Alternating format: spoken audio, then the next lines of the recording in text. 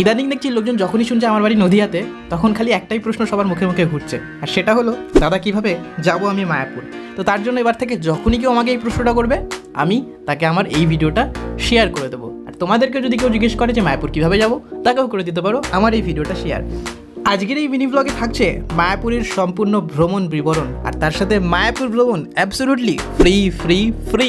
হ্যাঁ, গত ডিসেম্বর মাসে সপরিবারে আমরা গিয়েছিলাম মায়াপুর। হ্যাঁ আমি জানি আমি ল্যাদখোর, ডিসেম্বরের ব্লগ গিয়ে আমি এখন গিয়ে আপলোড করছি, সেটা আবার গিয়ে অগস্ট মাসে।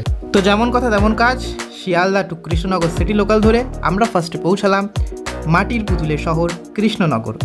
আর স্টেশন থেকে বেরিয়ে ধরলাম আমরা স্বরূপগঞ্জ হুলোর ঘাটের অটো, আর যেটার per head cost I think 30 থেকে 40 টাকা পড়েছিল।